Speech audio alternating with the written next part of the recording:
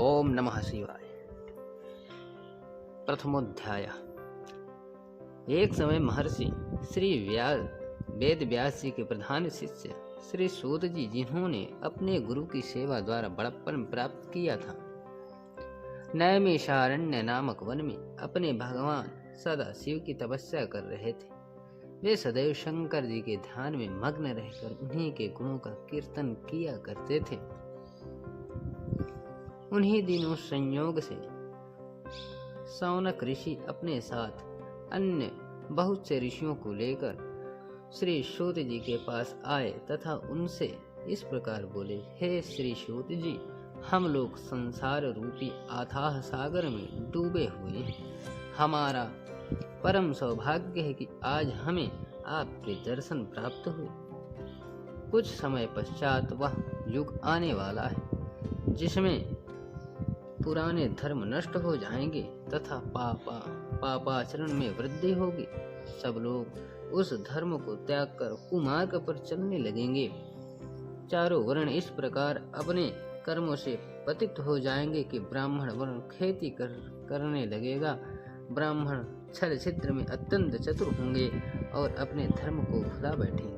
क्षत्रिय भी अपने जाति धर्म को त्याग कर युद्ध क्षेत्र से विमुख हो पलायनवादी बन जाएंगे तथा चोरी करने में अत्यंत चतुराई का प्रदर्शन करेंगे।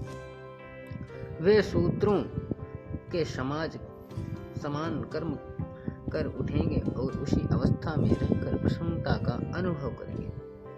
गौ की रक्षा करना वे छोड़ देंगे। इस प्रकार क्षत्रिय जाति अत्यंत अन्यायी एवं दुखदायी हो जाएगी।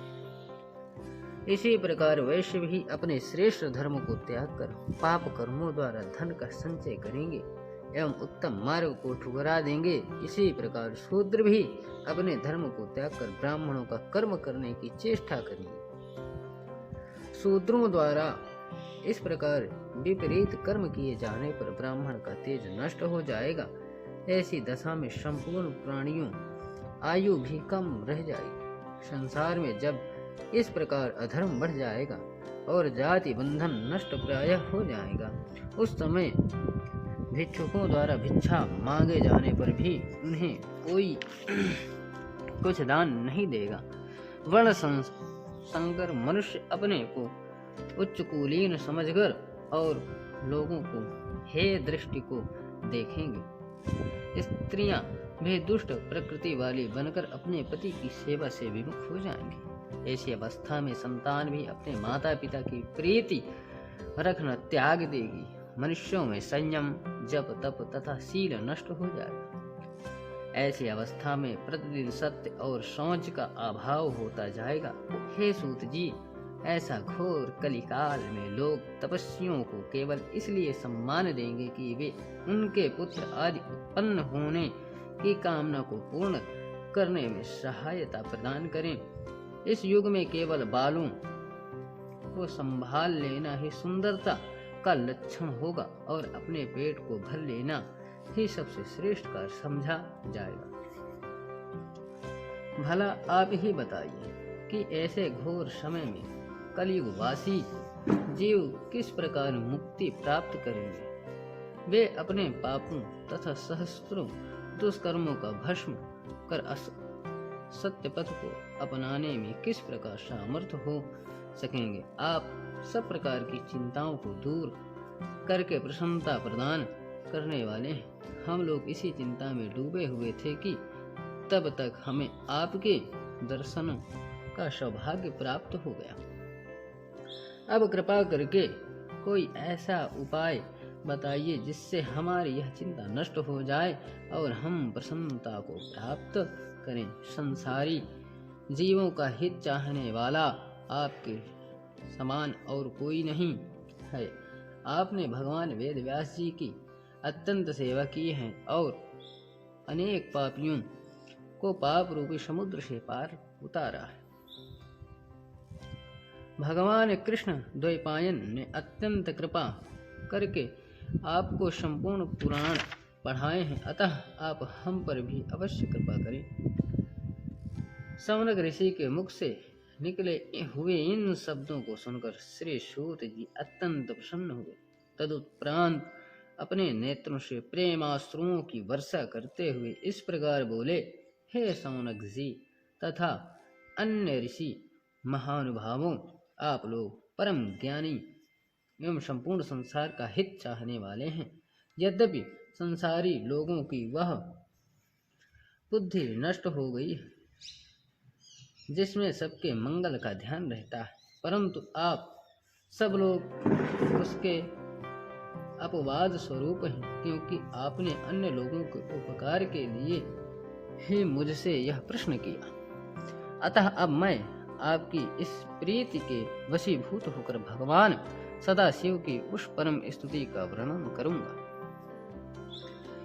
जिसे सुनकर कलिकाल के दुख नष्ट हो जाते हैं तथा अज्ञानी जीवों को भी मुक्ति प्राप्त होती है। यही कारण है कि जो लोग बुद्धिमान होते हैं वे भगवान सदाशिव की तपस्या द्वारा संपूर्ण पदार्थों को अनायास ही प्राप्त कर लेते हैं। शिवलोक में किसी भी प्रकार शोक और दुख कभी भी नहीं व्यापता।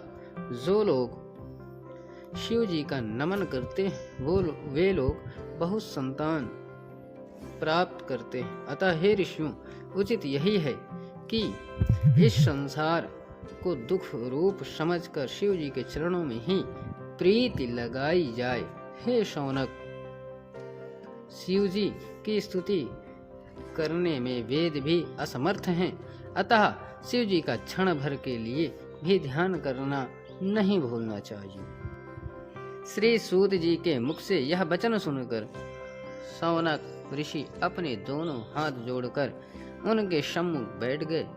तदुपरांत सब ऋषियों ने परस्पर विचार विनिमय करके श्री सूत जी से यह कहा, हे सूत जी, शिव जी तो निर्गुण कहलाते हैं। उन्होंने सगुण रूप किस प्रकार धारण किया, उन्होंने संसार को किस प्रकार उत्पन्न किया तथा स्वयं किस प्रकार उत्पन्न हुए, वे प्रलय काल में संसार को नष्ट करके स्वयं किस प्रकार स्थित रहते हैं, वे किस कार्य से प्रसन्न होते हैं और प्रसन्न होकर क्या वरदान देते हैं। हे सूत जी, यह सब वृत्तांत तथा इनके अतिरिक्त भी भगवान सदाशिव के संबंध में और जो कुछ भी जानने योग्य हो आप उसे हमें बतलाइए, क्योंकि आप श्री वेदव्यास जी की कृपा से भूत, भविष्य एवं वर्तमान इन तीनों कालों की गति को जानने में सामर्थ्य हैं।